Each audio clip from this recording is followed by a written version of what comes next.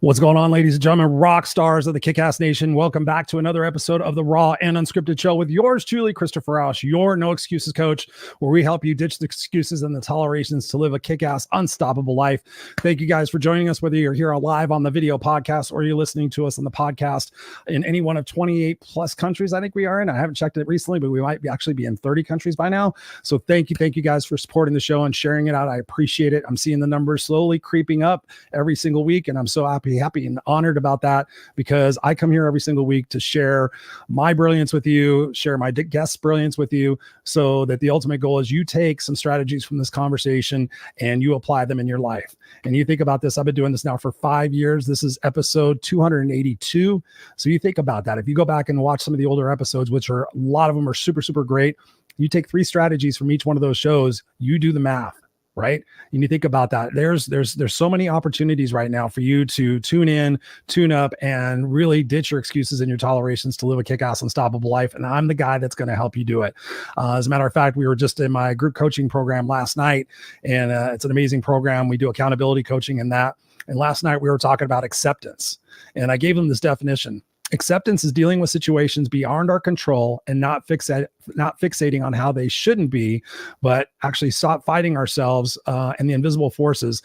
And I think I thought that would be a timely subject, because a lot of people right now are frustrated here in the United States about the election. We have the presidential election coming up in, 40 some odd days, I think it is. And a lot of people, if you see on social media, are posting their opinions, and they're posting their opinions as facts, and they're trying to control a situation that is necessarily uncontrollable. Yes, we can vote. Yes, we can go out there and do our little part, but that's one of the things where we have to learn the power of acceptance and not wanting things to be a different way, and understanding that some things just need to be the way they are in order for us to learn and grow. So I teach this simple concept about accept it or change it. I like to keep things super simple. And so when you think about that, you have the opportunity to accept it, like it is what it is, 5 powerful words, or you can change it.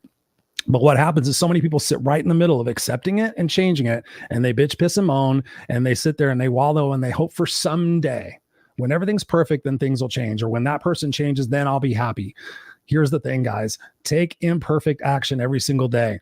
When you take that imperfect action and you fail your way to success, it's pretty surprising how much your life can change in 3 months, 6 months, and up to a year. But so many people want that overnight change. They want to be discovered. They want to be found. They want that quick fix. But I invite you to consider the fact that whatever age you are, it has taken you that long to get to that spot. And so traditionally speaking, what I've found in my life, and I've been coaching for over 20 years, it takes somebody a good 6 months to 3 years to really find an opportunity how they can switch their habits, but most importantly, how they switch their beliefs about how they think and feel about their past, present, and future. And that's really it is. It's about shifting your perspective just a little bit. And all of a sudden you realize that you have a whole different attitude and a perspective about discipline. You have a whole attitude and different perspective about failure and fear and mistakes and all those different things, because when you stop tolerating your bullshit, when you stop tolerating your lies that you're giving to yourself, and you start taking that imperfect action, slowly but surely, you start to develop into that new person that you're supposed to be. And I highly encourage you to do that. And one of the other things that's super important in this journey for yourself and that evolution is to look at the 5 people you're around the most. The 5 people you're around the most. Are they supportive? Do they challenge you? Do they tell you the truth? Do they want you to make mistakes and screw up? Or are you surrounded yourself with people where you're the smartest person in the room? And I did that for a while, and it felt really good. But then I realized I wasn't growing. I was trying to help all these other people grow, but they were stuck in their own bullshit and their own excuses. And then ultimately I found myself frustrated. So take a piece of paper and write down the 5 people you're around the most, and just write next to them. Are they positive or destructive? Are they positive or negative? Are they constructive or destructive? Those are the 2 things you can sit there and look at. And then when you realize that you get the right people around you, what I call is the team, somebody you trust, somebody who empowers you, somebody who holds you accountable, somebody who is your mentor. Trust, I could spell team, trust, empower, accountability, and mentor. And they can't be the same person. And I found that so oftentimes those 5 people are in one person, and you're placing all your eggs in that one basket, and you're looking to that one person to be your end all be all for everything else.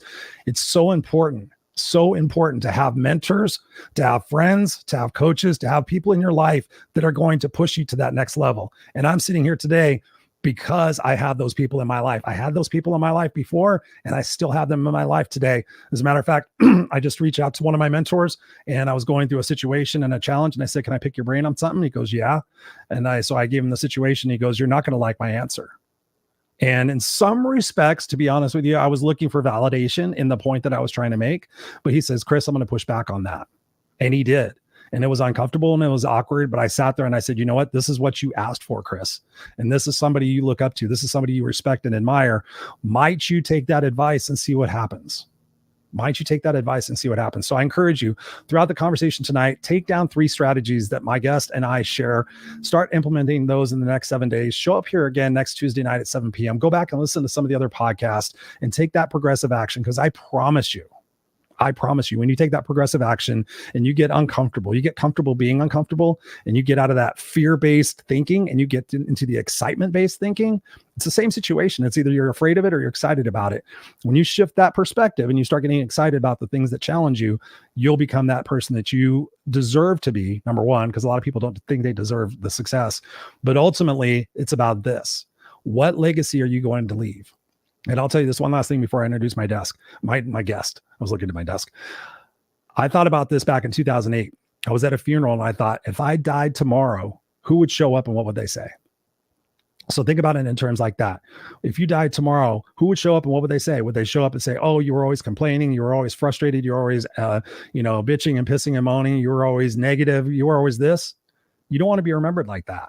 So think about what your special gifts are. Think about what your true purpose is here, what your big why is, and then go out there and crush that motherfucker like there's nobody's business. And I promise you, you will attract the right people in your life. You will attract the right opportunities in your life, because I've seen it so many times. Not only for myself, who was a 7th grade dropout, who went back to school, got his master's degree, and created this amazing life, but I've seen it time and time again in the people I've coached. So if you're interested in working with me at all, I have this amazing group accountability coaching program. Hit me up in the direct messages. I will gift you a coaching session if you never had a coaching session with me. It's a phenomenal group. It's super, super affordable. I do it out of the goodness of my heart because I want to see all you guys happy and successful, so that together we can make this world an amazing place, which I believe it is. I don't watch the news. I don't follow politics. I don't listen to any of that bullshit. I believe all you guys out there are pretty amazing people, and together we can create this world that everybody has inclusivity, everybody has safety, everybody has opportunities and resources. And it's not just the rich getting rich and the poor getting poor. So we all have our opportunity to do that. So that's my shtick for this morning, and that's and today. And I encourage you guys to stay tuned, because right now I'm going to be introducing my guest. He's a phenomenal communicator. He's super intelligent. He is a jack of all trades. He's been in different aspects of industries over his life. And the word that comes to mind when I think about him is tenacity, discipline, clarity. He's a smart guy because he puts systems into place in his life. So please help me welcome to the Raw Unscripted show, Behdad Jamshidi. I know I screwed that up a little bit. Well, say your name again for me. Behdad Jamshidi. Jamshidi, yes. Sorry, I've been screwing up people's names left and right. Some people sit there and say, "What languages do you speak?" And I'm like, I have a hard time speaking English. Anyways, we call you B. Thank you, B, for being here on the Raw Unscripted show tonight. I appreciate you. Given what I just said and talked about a couple of things there in the opening, what struck you the most about what I said, and what would you want to add on to something I said? Man, there's so much gold in what you said there. Like, just from the fact of like the team, having like that superstar team that you can reach out to whenever you want. One of the things that I kind of thought in my head is like, some people will be like, "Well, I don't have those people. I don't have access to those people." That's fine. Like, you can build a virtual version of that, right? Like, find the people that you really, really like out in the world today. Let's say it's like Warren Buffett, Kobe Bryant, anyone. Like, read their books, watch their interviews, like get in their mindset, and you can literally make them your virtual person, as a part of that team, until you find people to replace them. Like, that was one of the coolest things that I saw there, and something I would add on. And then one other thing is, like, I've been running a business, right? Everyone always has this like outcome in mind, and they don't enjoy the process that goes through it. And I had a friend of mine tell me a very quick story that I absolutely loved. And it just really, like, I always think about this every single time I'm going through like a hardship in business or whatever I'm doing. And he said, "Behdad, imagine that there's like 2 surfers going out on the water. And that day, there's not going to be a lot of big waves. There's one dude just like frantically swimming from one wave to another wave to another wave, like really trying to like catch a wave, versus the other one that's just like, he's just chilling in the middle of the water. He's like, whatever comes, I'm going to practice whatever I can practice with whatever the ocean is going to give me in terms of waves. Like, I'm not going to get a big one. That's fine. I'll practice with the small ones." Right. And a lot of us in life, like we're just frantically chasing, like we need to be at this point. We need this needs to be done this way. But like sometimes life won't give you that. Sometimes life is going to give you a certain opportunity and certain things to do, and you just got to roll with it. And for me, sometimes that season is, hey, you have more time to just think and be visionary. And then other times, like, no, you have to literally be disciplined, get stuff done because you have deadlines. And so those are some of the things that just came up in my mind as you're speaking. Awesome. No, I love that. I love that. So many times we're chasing that next thing and we never actually finally complete what it is that we're working on. And we wonder why we've got a trail of incomplete projects and we never actually truly accomplish anything. So I love the fact that you focus on that. When I think about that, I think about, like I said before, the eulogy. I have all my coaching clients write out their eulogy to have that big understanding of like, this is who I'm becoming. This is the legacy I want to leave. What is it for you? How do you find the big why in your life? Like to keep you guided on your North Star? Man, I've been asking this question for so long, the why question, and it's always like shifted and pivoted. So for me, I similar to the eulogy thing, I basically ask like when I'm 80 years old and I look back on my life, I want to have the least amount of regrets possible. And so anytime I do things, I basically go, will I regret not doing this thing? And if the answer is yes, then I will do it. And it can be even just simple things. It doesn't need to be like big things. Like let's say I don't drink very often, right? Like I'm not a drinker. I just don't like the way it makes me feel the next day. But if I'm in Belgium for the first time, will I regret not drinking Belgian beer being in Belgium? The answer to me was, yeah. Like I will regret it when I'm 80 to be like, I never had a Belgian beer in Belgium, for example. And so like, even like small little things like that, where I'm like, that brings me some joy. That's number one. When it comes to the why, I've always had this like internal feeling that like, oh, I need to have a why that's like giving back and doing all these different things. Someone told me about a month and a half ago, he's like, Behdad, like a lot of people figure out their why by doing stuff. Right? Like you got to try different things. And then you start piecing puzzle pieces together. And my little brother, just a quick little story on the side. He knows his why. Like he is passionate about food. He's passionate about like the way he communicates language and stories through food. Like his passion and his skill set, like lined up perfectly for him at the age of like 12. Right. Wow. So he's like a Michelin star level chef. He's worked with like the UN. He's worked with like Verizon ships, like all these things like that made sense. For me, my path was a little different, right? Like I've gone into like engineering. I did some like personal training on the side. And then I did this other thing on the other side. Now I'm in marketing out of all the things, like, and being a matchmaker and connector. Like I'm still piecing a lot of this stuff out. And what someone once told me, he said, the why of life is just to live it. And that's it. Like that's the foundational truth. It's just for people to just live your life. And so the question became to me, okay, then what is a life worth living? Right? And so I took that to ChatGPT and I literally said, hey, ChatGPT, what are like 25 things people want to do in their lives, right? Like what are the 25 things? And it listed a bunch of stuff out. And I went through that list and I put numbers out. I said from 0 to 10, anything that is a 7 and above is a core principle for me. And funny enough, I actually have the sheet here. This was not even planned. Wow. But I have the sheet here. So for me, it came on to like quality time with loved ones was a 10. Self-discovery and growth was a 10. Making a positive impact is an 8. Personal achievement was an 8. Experiencing culinary delights, I love to eat food, is an 8. And I can keep going through the list. But like there is about 8 things on this list that every time I have a decision in life, I go back to and I go, does it hit these core principles? And if it does, I'm going to continue doing it. I love that. Actually, we're just talking about my accountability coaching program. We just did that recently. I had my clients, I give them a list of 100 values. And I said, I need you to pick your top 5 values and then your top 3 values.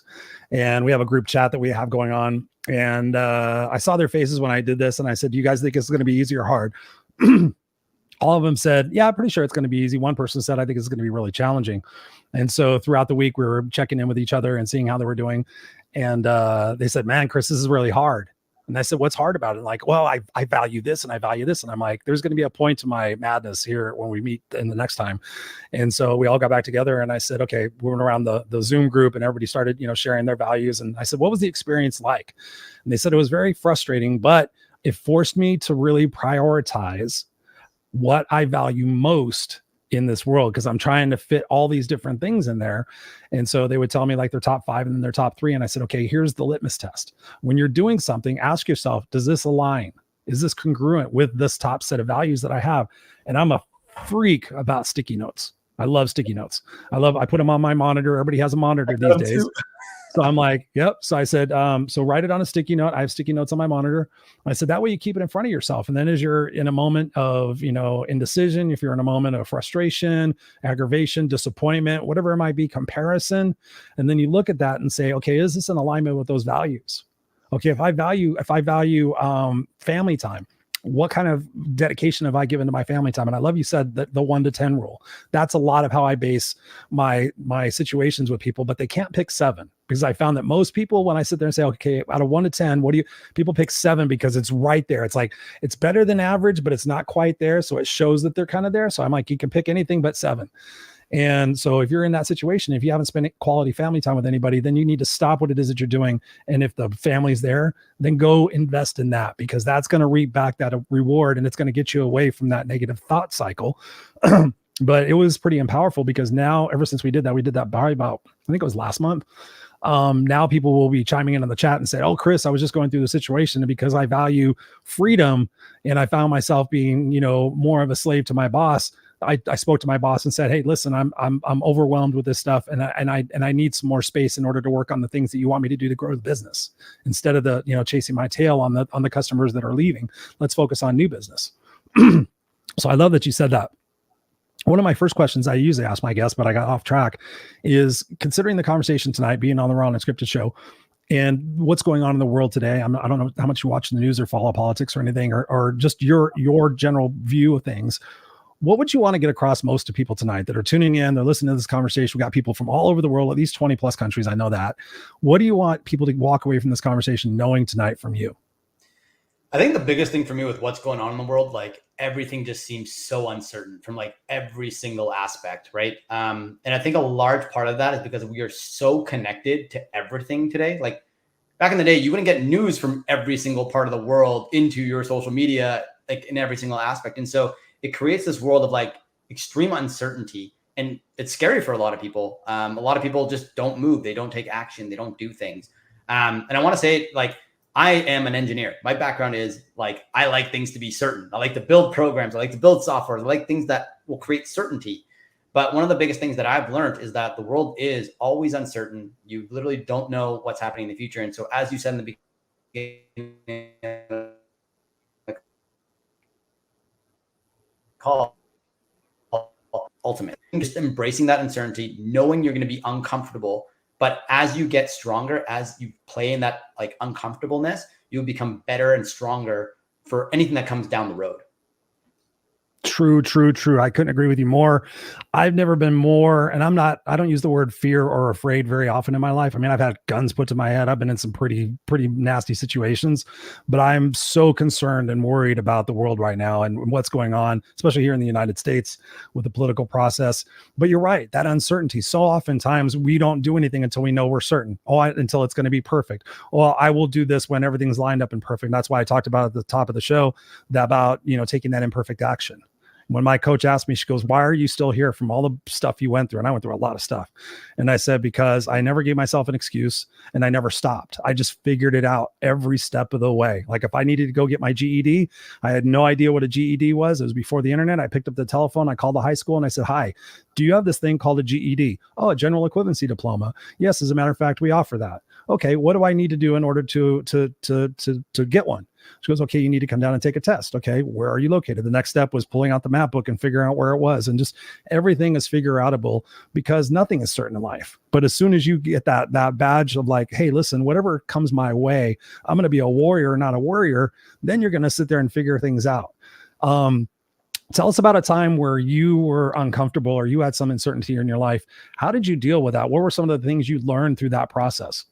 Oh man, there's so many times, and every single time I'm like evolving. I can talk about something very personal. Is like I went through a time when I was like 19 years old. I went through having Crohn's, and I don't know if a lot of people know what that is, but it's an autoimmune disease that basically attacks your intestines or somewhere in your gastrointestinal tract. And being 19 and hearing that of like, hey, you are no longer healthy. You have something that potentially could kill you one day. Wow. That was crazy. That was an insane time. And the way that I went through that was like, wow, there's no one in the world that can help me. I remember this one time I sat, like initially I thought, okay, well, I have a gastrologist. They know what they're doing. They're going to help me get through this process, right? Like I thought I had someone initially to help me through that process. But there was a time that like it hit me where I was like, my gastrologist doesn't know what's going on. My family doesn't know what's going on. My wife doesn't know what's going on. No one actually knows how to solve this thing. And the only solution was like taking heavier and heavier drugs. And I knew that's not like a way to do it. That was like one of the lowest points in my life when I realized like there was no one out there that could help me solve this problem. Until one day, me and my wife watched Food Inc. And all of a sudden, like I was like, oh, I've been putting food in my body that I have no idea where it's coming from, who's doing what, like all this different kind of stuff. Like I didn't know these ingredients were in these things. Man, I went on like a 3-year, like deep dive. Like I started talking to farmers. I started doing research. I wouldn't eat anything non-organic, non-GMO, grass-fed and finished meat. I wasn't drinking for like 3-4 years. Juices, I literally just was like, and I spent probably 50, 60 grand, like over the course of those years, trying to like extract knowledge from everyone, from naturopaths, functional doctors. Man, by the time I hit 24, I was no longer on pills. And I haven't taken pills since then. And like just knowing, and what I learned in that moment was like, no one's ever going to have all the answers for you. And it's when you're dealing with something tough, like a lot of it relies on you, and you have the skill set. Just grab information from every source you possibly can, mix it together. At some point, something will hit. And that's kind of given me like, I was already resilient before having to deal with that, but that just like reestablished the resilience in me. Yeah, you took responsibility. You took action. Someone. So oftentimes I find people that are diagnosed with something. I remember a friend of mine. She got cancer, and she walked into the doctor's office. She tells the story. She doesn't have it anymore. She walked in the doctor's office, and they said, "We're sorry to tell you, but you have cancer." And she goes, "I didn't have it when I walked in the door." She goes, "You can diagnose me with it, but I'm not going to say I have it." And then it was non-Hodgkin's lymphoma, and she wound up beating it. And she's like, "I never said I had cancer." I said, "You diagnosed me with it." But what she did is she found the holistic treatment. She found what it is that what she was putting into her body perhaps was part of the cause, and cleaned up her diet. She did some of the traditional methods as well, but she's like, "No," she goes, "I'm not going to take your diagnosis. But the thing you did is you got resourceful." And I can totally understand what you're saying, because I've had chronic pain since 2006. And I've gone to pain management doctors. I had back surgery in 2019. I've had epidurals. I've done everything, like everything short of stem cells, which I still don't find. I've had some friends do stem cells, and they haven't had much luck with it. But then somebody handed me this book called Wheat Belly. And I'm like, huh? I don't care about food. I'm like, I'm not a foodie. Like I just eat for functionality, whatever. No big deal. I've always been healthy. And they said, no, read it. And so I started reading, and I found out about the genetic modification of wheat, the genetic modification of corn, like you talked about GMOs. Yeah. The United States, I think, is the only country, I may not know this for a fact, is that like when we were in Italy, no GMOs whatsoever. And for 15 days while I traveled around Italy, man, I felt really, really good. But during that time, I sat there and I said, okay, the modification of the wheat, they've got little barbs on them. So when you're eating it, I guess it inflames, it tears the lining over time. It tears the stomach lining and the esophagus and everything. And that causes inflammation. That inflammation causes the nerves to get impinged. And so my pain management doctor had never asked me about what do I eat. And so much like you, I sat there and said, you know what? I'm going to cut out sugar. I'm going to cut out wheat and gluten. I'm going to cut out flour. And so basically just, organic meats, vegetables, a little bit of fruit, little bit of nuts. And I found that there were so many different things you can make with holistic ingredients, what you can make with honey and what you can make with cocoa powder and all this different stuff. I can't remember what it was right now. My wife does all the cooking, by the way. And in 6 weeks, my pain went from an 11 to like a 7. Crazy. It went from being chronic to being like, oh my God, I'm in so much pain and this sucks, to being, okay, it's annoying. Wow. And I went back to my pain management doctor and I said, can I give you some advice? I said, I didn't go to medical school and all that stuff. I said, but you should start asking your patients what they eat, because the fact of eliminating sugar and gluten from my diet, I'm not gluten intolerant. I already took tests, but just eliminating that stuff reduced the inflammation to a point where it's manageable. And so I think that's what you did is that proactiveness, so oftentimes it's reactive. We're waiting for somebody to tell us, but like you said before, ChatGPT, I tell people there's no fucking excuse. I don't know where my phone went. That's weird. It's gone. But we have mobile computers with us all the time. We can look on Google, YouTube. I'm studying YouTube every single day, probably 2 hours a day. ChatGPT, we can go there and figure out answers. Everything is figure outable, and we have to take that proactive stance on it. But so many people I hear, and this is my next question for you, B. So many people tell me, like, Chris, I'm doing the best I can. And they'll be exasperated. I talk to new people all the time. Chris, I'm doing the best I can. I'm just hanging on. And then I ask them a question like, what would it feel like if you weren't just hanging on? What would it feel like if your best was like maybe a 6 on a 10 scale? What do you say to people when they say they're doing their best, but there's so much more room and capacity for them to go higher and more, that they're capable of so much more? What do you say to people like that? Man, that's such a good question. I think the question that I would ask would be like, is it? That's it. I would like, is it? And then let them tune into their body and go, did your body agree with you? Like, did it agree that you're doing the best you can? Because logically, your brain's probably tired. But if I sat here and said, Chris, I'm doing the best I can, internally, I can feel, they're not Behdad. You could do so much more. Like, if you really wanted your business to get to a certain point, you could do more. If you really wanted your health to do more, you could do more. Is it a priority? Probably not. Right. Like, that's probably if I'm not doing my best I can, right? And then the question then becomes like, how do you do better, right? And I'm not telling people like, hey, you need to be like gung-ho, losing all your energy all the time. Like, to really manage energy levels, you need to be able to like play with the waves, right? Like, there might be a season of like, 1 or 2 weeks where you're working really, really hard, but you're going to need to take a 2-day break so you don't burn out. So it's all about like the long-term game. But my question back would be, is it? And see what they say. Yeah. I mean, that's exactly what I did with myself. I did this I've been out of corporate. I was very successful in corporate. I left corporate 5 years ago in November. And so it was probably about 7-8 years ago. I came home and I was putting my stuff up on the dresser, and I used to work 14 hours, 16 hours a day. I was a grinder. I was the guy getting 7 promotions in 5 years. And I came home and I talk out loud to myself. I'm fully admit it. I believe the outside voice is the smart voice, and the inside voice is the voice with all the excuses. And I'm like, well, I did the best I could. And then I asked out loud, I'm like, did you really? I'm like, was that really your best, Chris? Or are you just giving yourself an excuse? And I started thinking about, I'm like, where does that phrase come from? Did you do your best? And I went on this kick. Like you said, I go down rabbit holes, and for 2 years, I studied child psychology. And because I was always curious, like, where do we get fucked up? Where is it that we lose our way? Because as kids, we're curious and adventurous and inclusive and non-judgmental, and we're not afraid to do shit. I jumped my bike off a fucking ramp one time. I had no idea to press my feet against the pedals. I came down, and I'm surprised I could have kids. We just did those things. And then somewhere, some way we went, oh, I shouldn't do that. And then we started hearing things like, get your head out of the clouds, be realistic, don't be selfish. And all these little programming things came into our brain. And when I thought about it, I thought, it's when we're teenagers.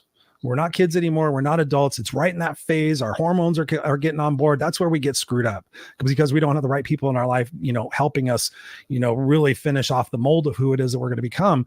And then I was shocked to find out that we become the people that we're going to become from 0 to 5. Yep. Like from baby to 5 years old, we're going to become the people we're going to become. All of the beliefs and all the things that have been told to us, shut up, you're stupid, you're ugly, you can't play clarinet, that our reticular activation system in our brain goes, okay, these are my beliefs. I'm not good enough. I'm not worthy. I don't deserve, I need to give to everybody else before I'm happy. My thing was, one of my biggest hiccups that I had to realize in my 40s was that I feel guilty playing instead of earning the right to play. Like, unless I've exhausted everything I needed to do, then I can play. My psychiatrist said, you can play anytime you want. She goes, you really need to, because you deserve that.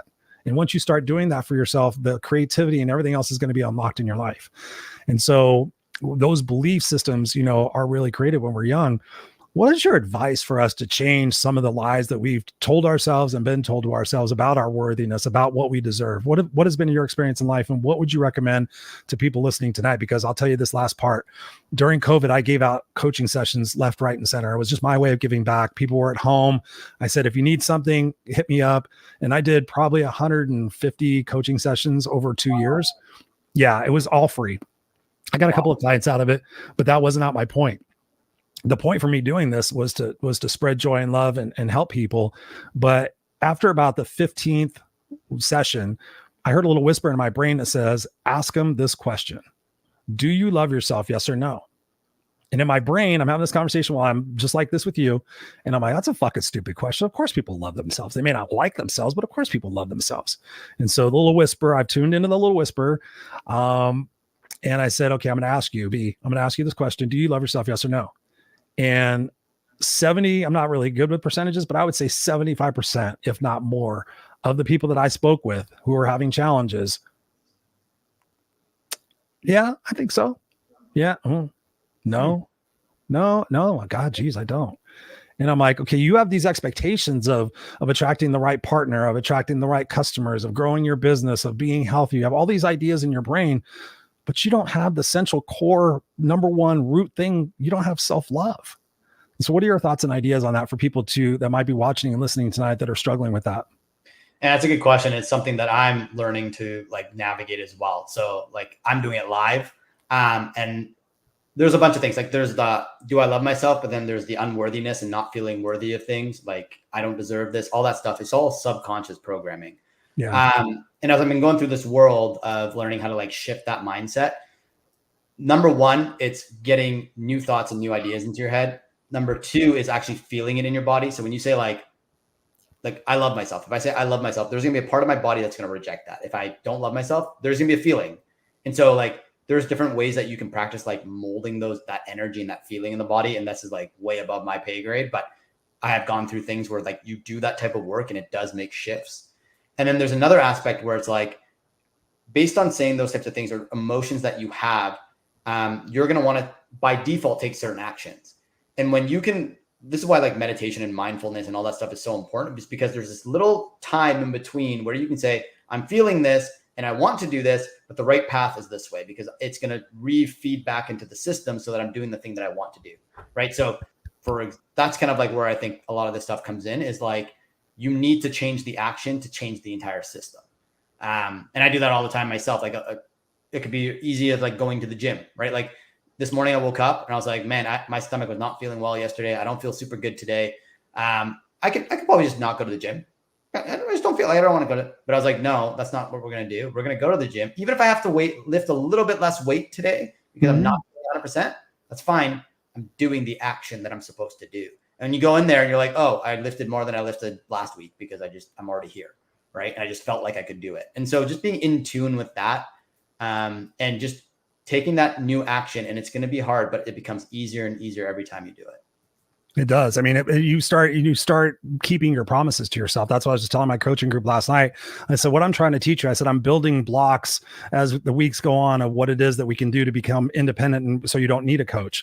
I said, and ultimately it's keeping your promises to yourself. I'm going to lose weight this year. I'm going to get in shape this year. I'm going to get, 20% more clients. I'm going to whatever it might be. And then going out and fucking doing it, as opposed to getting halfway through the year and go, well, I guess I didn't do it. I guess I'll do it next January. But that thing called discipline, and I think you may have mentioned that word before. Discipline is such an elusive word because we want it so bad. And then some people think, oh, I'm just not disciplined enough. They sit there and they tell that to themselves. And I'll sit there and I'll be having a discovery coaching session with somebody, and they'll say something repeatedly. And I'm like, do you realize how much you've programmed yourself into self-sabotaging? Yep. You are self-sabotaging yourself so badly. Like for me, my thing was I suck at math. I suck at math. I suck at math. And guess what? I suck at math. But I'm like, Chris, you really don't suck at math. You're actually pretty decent at it, but you keep telling yourself that, then guess what? That fulfills that neural pathway. And it creates just like grooves. It's like, okay, I suck at math. I always forget things. I'll never, like I tell people to eliminate the words never and always from their vocabulary. Because so oftentimes it's like, I'll never find the man. I always screw up the relationships. I'm like, how is that working out for you? Well, it's not. Okay, what do you suppose life would be like if you started talking to yourself differently and you started using different words with yourself, like the word perhaps? I invite people to sit there and use the word perhaps. Perhaps I would be much better at math if I got a tutor. Perhaps I would be much better at relationships if I got a relationship coach. Perhaps I'd be better at relationships if I started studying people who have successful relationships and implementing the things that they do. And that's what I did. That's like you were saying. And I love that you brought that. And I forgot to touch on that before when you said that because we have so much resources out there that we can go and we can pull off somebody. Like for me, I studied Gary Vaynerchuk for a long time. He wasn't my direct coach. I can't afford $100,000, every 2 weeks or whatever the hell he charges, but I can watch his podcast and I can sit there and say, okay, he's offered these 10 strategies right now. If I take those 10 strategies and then I can implement them, then maybe my business will be 10x. And so for me, that's one of the things that I had to do. I was raised by a very narcissistic mother who had to be right, was never wrong, didn't give a fuck what you thought about her. I mean, she, to her own credit, she marched her own drummer, but I decided that I was not going to be like her. And so in order to not be like her, I studied successful people. I studied, like you said, the Kobe Bryants. For me, it was presidents. I studied Abraham Lincoln. I studied famous CEOs of organizations, Jack Welch from General Electric, all these different people I studied. Think and Grow Rich. I read all these books. And I said, okay, what are some of these strategies that I can kind of pilfer off of these guys and create my own sense of identity? But I think the problem is a lot of people don't know who they are. They're putting on that airs of being somebody they're not. They're trying to pretend and act like they've got it all together, and they're comparing themselves to other people. What do you think about comparison? Like, I think comparison is good in some respects to be inspired. Like when I go to the gym, I'll see somebody who's older than me and I'll be like, fuck, that guy's crushing it. All right, cool. Maybe I could do an extra rep. Maybe I could put on an extra 5 pounds. Maybe I can, if that guy can do it. I have a friend of mine. He's 20 years older than I am. He's 75 years old. And I just sit there and I watch him. I also watch him from across the gym. And he doesn't take supplements. I'm like, how do you do that? He goes, I just push through it. So what is your thought on that? With our identity and with our excuses, that bigger question of how do we change that, and what's the value of the people we talked about before, a little part, the team, what's that correlation to that? Yeah. So when it comes to comparison for me, I mean, I'm a competitive person. Just like naturally, I played a lot of sports growing up and all that different kind of things. But in this age that I'm kind of in, like, let's say in the gym, like when I see someone that's like 70, like looking great, I'm like, damn, I want to be that when I get older. Like it actually drives me to be like, that's possible. Cool. Like that's what I want. But there's also situations where, like in the business world, I know people like one-on-one that make, $50 million a year, $80 million a year, $100 million a year. I don't compare myself to them. Like I don't compare myself in the same way, because I'm like, that's not who I want to be. Right. Like I don't compare based on just monetary value. I'm like, what kind of lifestyle do they live? How much attention are they putting to their friends and family? How much do they get to enjoy travel? How much do they get to do all these other things that matter to me more than probably for them? It's like the drive of like, when you get to that level, like you typically love what you're doing. Like that's your thing. That's your purpose. Yeah. My purpose isn't that thing that's going to be doing 50, 80, 100 million. I honestly don't care about the money aspect of it. And some people go, well, you can always make more money. I'm like, doesn't matter to me. Like fundamentally, the amount of money I make today, I can do pretty much everything that I want to do. So now it's like, what is the stuff that I really want to do? It's the things that I value. And that's on that sheet that I just read out randomly before. Right. So when you're comparing yourself to someone, one of the questions I would ask is like, is that who I want to be? Like, do I want what comes with that? Yeah. And most people think about that. Can you go a little bit deeper on that? Maybe an experience in your life where you had to ask yourself that question? Yeah. So I work with businesses all the time, right? Like as the broker, I talk to businesses on one side and agencies on one side. So I see people doing multiple figures of revenue and work that they do, but I also see how exhausted they are, how tired they are, how like everything kind of breaks in certain things and they have to manage it. They don't get to see their family that much. Like there's all of this hidden cost to what they have. And for me, it's like, is that cost worth paying for? For me, no. For them, yes, it could be, right? But one of the biggest things for me, and one of the questions I ask a lot of them, like, why are you doing what you're doing, right? Like, have you stopped for a second, instead of living life reactively, actually be more proactive to say, oh, I actually did think about this. Right. Like I think I shared with you a long time ago, just like I spent like an entire month and a half mapping out my entire life, both from beginning, middle, and end. I remember that. Like, values and all that different kind of stuff, because I got to a point in my business where I was like, yeah, I could keep scaling. I could keep making more money, but does that matter? And I wanted to make sure I had that question answered before I did the next phase of my life. And so that gave me more clarity on like what I'm looking for. And a lot of the stuff I'm looking for is how to change these internal systems in the mind and all that stuff. Because I know, 1, I've been successful in corporate like you have. 2, I've been successful in running my own business. 3, I may want to start coaching people at some point and be like, look at all the stuff that I've done. Here's how I had to change my mindset. It's going to take you years to do, and it's never going to be fully done. But every single new neural pathway that you create, more and more positive thoughts come through your brain.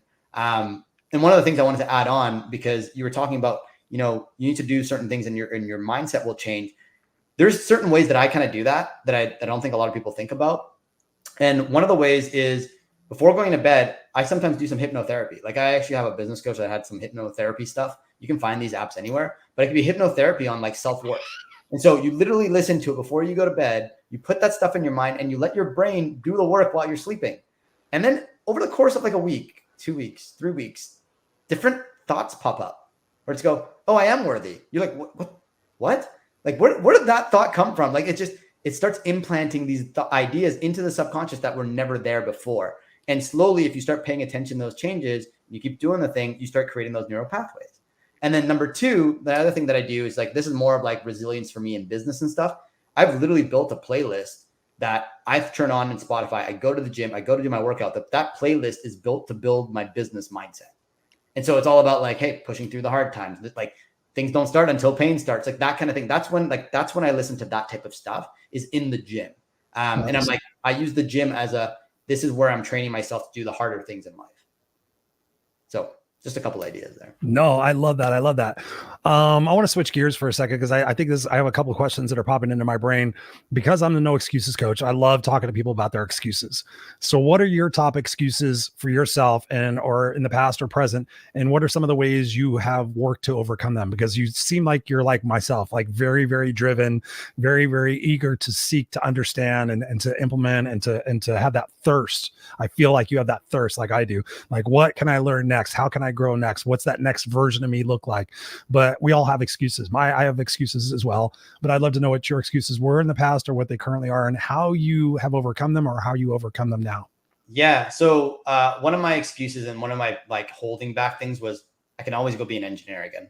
I can always go make 6 figures again. Like I had a really good job before. Right. So that was always like, that's still always kind of nagging where it's like you're running business like, oh, if it fails, I can always go back to that. Like it's always like something you want to like lean back on, but I don't want to lean back on it. Like I want to let go. And so that's like one of my excuses that I'm like constantly like, no, like don't think about that. Like that situation comes up, that can be, you can think about that later. You don't even need to think about while you're doing this, even while the business is being successful.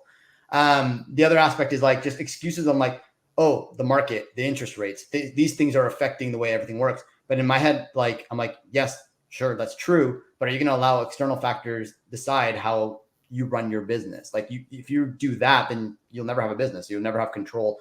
I mean, you never really have control, but you want to have as much control in your business as possible to say, no matter what's happening on the environment on the outside, I'm capable of adapting to make the next thing work. How can people become more adaptable? Because it seems like I find that a lot of people, like, it has to be this way. I don't know if it's OCD or ADD or whatever the fucking numbers are, numerals are, or fucking letters are, that it seems like they have that excuse, like, well, it has to be this way. And if it's not that way, then I can't make it.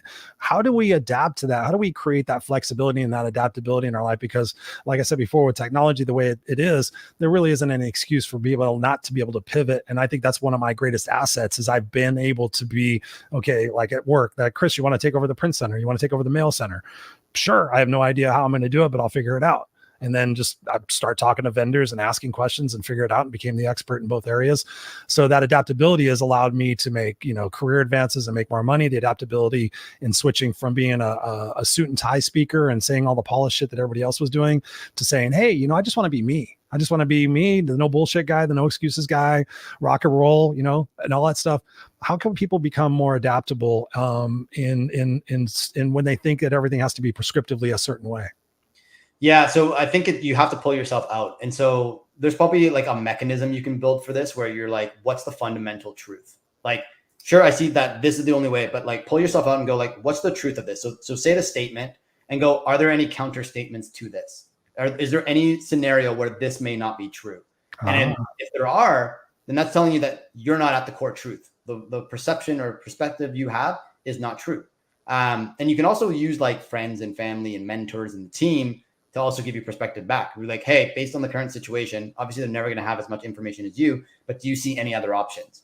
And so they'll show you your perspective and go, oh, you'll feel like as soon as you get defensive, that potentially it might be hitting on something that you don't want to deal with. And so that's another thing that kind of will help you. Like, and this happens with me and my wife all the time. She'd be like, Behdad, why don't you do this? And I'm like, yeah, but I don't want to do it that way because then this and then like I know internally, I'm like, she's right. Like there's a whole aspect to this. And so am I lying to myself? And the answer is yes. And I'm like, okay, then there might be a change that I need to make here. The awareness factor. It's huge, the awareness factor. The awareness and sitting there and taking that ownership and that responsibility, like we've been talking about in this entire conversation, about that discipline, about that awareness of what our values are, and is it in alignment, and what are the other opportunities for resources that we have. You've mentioned this a couple of times, so I'm going to ask it for you directly, because you keep bringing up questions, and I'm a massive fan of questions. Like, I have lists of questions. I have a whole dry erase board of questions over there. I'm constantly, when I find a question, I'm like, I got to write it down because I got to remember to ask it. Yeah. What are some of your favorite questions, either to ask yourself or to ask other people? You've given a couple here in the broadcast tonight that have been really, really good. So what are some like your favorite questions? And I'll share a couple of mine with you. That's a good question. I've never been asked that. I just naturally like you, whenever I'm going through stuff and I see questions, I add them to my notebook or whatever. So the biggest thing for me is does this make me happy? Like, that's one of the biggest things. Like, will I be happy if I go down this route? How do you define happiness? Happy to me is like that internal feeling, once again, awareness, that internal feeling that I'm doing something that makes sense. Like, even if it's uncomfortable, like it might be, this is really shitty and I don't enjoy this feeling, but I know that if I go down this path, I'll still be happy with what I did. Like, it's just that internal sense of like, you're on the right path. Your subconscious, your system, your body knows what you need to be doing. You just need to listen to it, and listen to it through the uncomfortable aspects of it. Other question is like, why is that important? I like that one. And then ask, okay, well, why? And then why? And like, just keep digging into why. And you hear people say this, like, ask the 5 whys. Like, just keep going through it. The other thing is like, what am I most afraid of? And if I'm not afraid of this thing, what could it be? So a lot of people, like, let's say if they're running a business, they might be like, oh, I'm afraid that my business will fail. Okay. What if that was not the thing? What if that was not the thing you were afraid of? What if there's something else that you're actually afraid of that's a byproduct of that? Right. And so it might be, oh, I'm actually more fearful that if I fail in my business, people will see me as a failure, or people will see that I'm not worthy. And it's a deeper hidden thing that you need to address and deal with, because it's not the fact of the business. You and your business have a relationship. You are not your business, for example. Right. And so dissociating from that is really, really important. It is. I'm actually just bringing up my document right now because I want to make sure I give you a couple of good ones. I know that one of my favorite ones that just came off the top of my head, and I was just sharing this in the group coaching last night, was, will I be happy with this choice tomorrow? Because so oftentimes we're living in the moment. And when we're in the moment, we're looking for our short-term gratifications versus our long-term results. Like for me, like, oh yeah, I can have a couple of cookies right now because I'm going to work out tomorrow. Or I can have a couple of cookies and a piece of licorice because I'm in pretty good shape anyway, and all my numbers are good and it doesn't matter. And so will I be happy with this choice or this decision tomorrow puts us in tomorrow. And when we wake up and go, wow, I consumed 60 grams of sugars last night. And sure, it felt good in the moment, but now I'm left with these empty calories. Now my blood sugar spiked, and maybe I didn't get in good enough sleep. I didn't get in the deep sleep. I'm a fanatic about sleep. I wear an Oura ring. Will I be happy with this decision tomorrow is one of my favorites. Another one that's similar to that, is this right now getting me closer to or further from my stated goal? So when we think about that, like for me, one of my biggest goals, I have a 7-year-old son. So for me, one of my biggest goals is to be around for him to have kids and me to be there, to be a grandfather and to be a supportive dad for him. I want to be here through all of his different situations in life. I've seen some of my friends grow up and their dads have died when they were 15 years old, when they were 8 years old, when they were 20 years old. And I just see like, man, I wish my dad was here. I wish my dad was here. And I'm 55, so I'm a lot older. I started kids way late in life. And so for me, my biggest goal is that. So when I sit there and I think about, like, for me, it was drinking last year. Like, I could drink a lot and still be totally fine. I'm one of those guys that you can give a bunch of drugs to. I'm so hyper, as you could tell, that a lot of it takes a lot for me to kind of be like, oh, fuck, I'm tipsy. But I was sitting there drinking Jack Daniels and I'm like, is this getting me closer to or further from my stated goal? You know, when I could polish off a 1.75 liter bottle in 3 days. I'm like, no, it's not. And so I made the decision. I usually quit drinking for like 2 months, 3 months, usually about 2 to 3 months. But I'm like, what would it be like if I just quit drinking and never had an end date? And so October 28th of last year, thinking about that question, is this getting me closer to or further from my stated goal? And I tell people to future yourself. Like, can you imagine sitting in a doctor's office, having them say, yeah, Chris, your liver enzymes all these years were really great, but now you've got toxicity of the liver. You got, fatty liver. Your kidneys are fucked up, and put myself in that doctor's office and think, fuck, yeah, why did I do that to myself for that momentary relief? Because you give me 3 or 4 drinks and then I finally fucking calm down and I'm like, oh, this is what normal people feel like. They don't have 1,000 fucking thoughts going through their brain in a nanosecond like me. I'm like so hyper and it gets exhausting, especially as I've gotten older. And so a couple of drinks, I'm like, oh, this is what normal people feel like, without being all duh. And so I quit drinking, and I haven't really had anything to drink. I've learned to drink non-alcoholic beer. But that's another good one. Another great question that I like is, what am I creating right now? Am I creating something I'll be proud of? Cool. Or am I just doing busy work? Because I have a habit of going from one thing to one thing to one thing to one thing. And I've gotten a lot better at it because I write my shit down. And plus I have coaches and mentors. So what am I creating right now? Am I creating negativity? Am I creating scarce resources? Am I creating whatever it might be? That's why I don't watch the news or follow politics anymore, because it fucking breaks my heart. Yeah. And when I go on social media, I had to take a 2-week social media break because I just was seeing so many people that I trust and I respect and I admire posting stuff, either whatever side they were on. It was just like, no, this isn't a representation of humanity. I've been all over the world. People are fucking cool. Yeah. Whether you're fucking Israeli, you're Palestinian, you're Russian, you're Ukrainian, you're Japanese, Chinese, I've fucking met everybody. They studied the Quran, Christianity, Judaism, fucking agnostic. Fucking people are really, really cool. But you watch the news and follow politics, it fucking makes my hair go up. It pisses me off because I'm like, no, it's not. I just did a podcast last week called Humanity Over Politics, where I had a couple of my buddies who were on there who have different opinions than I do. I'm like, let's talk about this. Let's have that conversation. We have been going for a long time, bro. What are some final thoughts that you want to get across to people? And then please share where people can get a hold of you and learn more about you. Yeah, no, I mean, one, I love everything that you said, man. And this is one of my favorite podcasts. Two, we're both on the same drinking thing. I haven't drank in, I think, the last 2.5 months now. Same kind of thing. I don't drink often anyways, but I was just like, I'm done. We'll just chill for the next year and see what happens. And one thing to add to what you were saying with the thoughts and things that go through your head, when you stop drinking, those are going to come, but welcome them, accept them. It's part of the process. And as you learn to listen to them, they will get more and more quiet. You'll be more calm. It just takes a little bit of time. And so that's all I would like to share. Just echoing everything that you've said. It's so wise, and there's so much good information in there that I hope people take from it. Thank you, brother. And where can people get a hold of you? I got your website up on the screen for people who are watching on the video cast, but there's people from all over the world listening right now. Where can they get a hold of you and learn more about you? Yeah, so the website would be the best place to, if you're looking for the business aspect of things, that would be where you go. So cjammarketing.com. If you want to follow me on LinkedIn, I'm quite active on there, and my personal Facebook, which I'm sure you'll be able to find. So those are the best places to find me, and hope to hear from you. Cool. And for everybody listening, if you're listening to this in the car, if you go into the show notes, you'll be able to find his LinkedIn URL and also his website URL. Are your social media links through your website also? Yeah, you'll find my social media through my website, cool. And then I'll give it to you so you can share them as well. Cool. Awesome. B, this has been a phenomenal conversation. I could probably go another 2 hours with you. I've had some people ask me to do long form podcasts, but I try to keep it under an hour because people have commutes and work out in the gym and stuff like that. So, man, it's been an honor and a pleasure. I appreciate you. And I'm going to place you backstage. Don't go anywhere so I could talk to you afterwards, but I'm just going to finish out the show. Sounds good. Thank you for having me. You got it, brother. And there you have it, ladies and gentlemen, rock stars of the Kick-Ass Nation. This is the thing I was talking about at the beginning of the show. If you came into the show halfway through somehow, I know a lot of people watch it live. Some people watch it the day after because you're on the East Coast, but this is an opportunity for you to say, hey, what is it that I can focus on?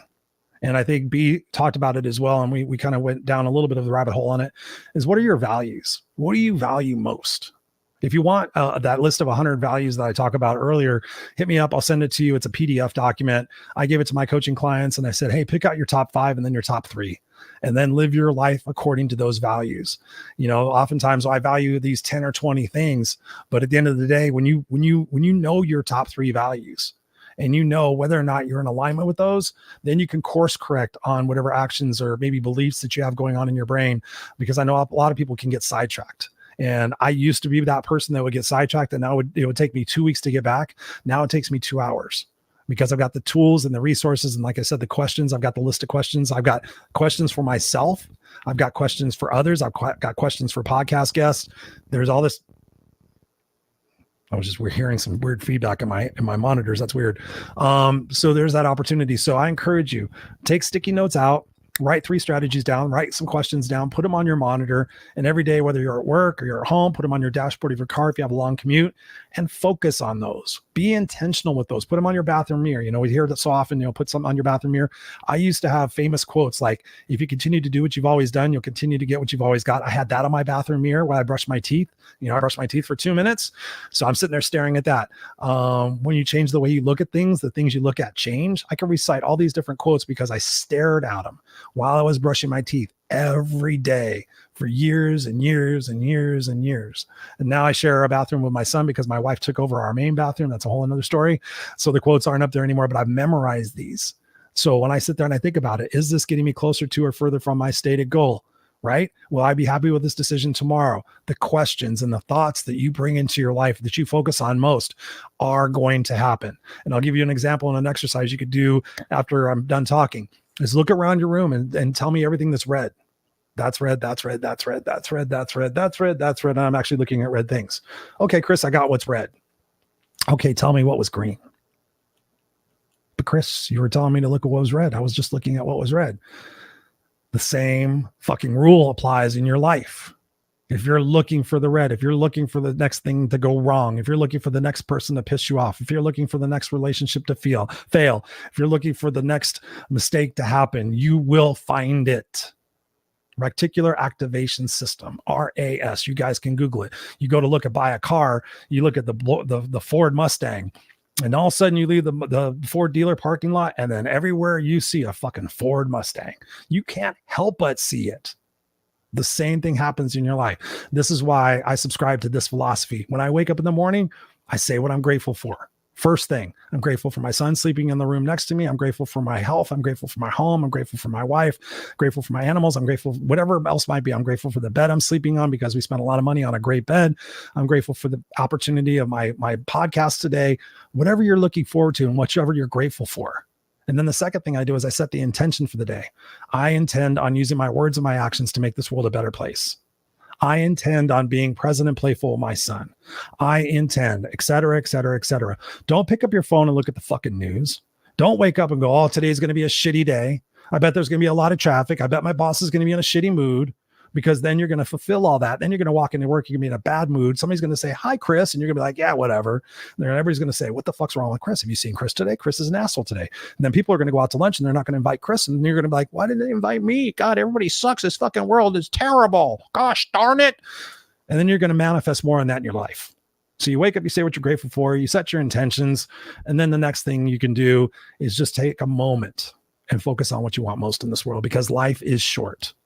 Life is short. Regrets suck, right? The top 5 regrets of the dying. The number 1 regret of the hospice people that were dying with this hospice nurse, it's a great book, said their regret, they lived the life they thought they should live rather than living the life they wanted to live.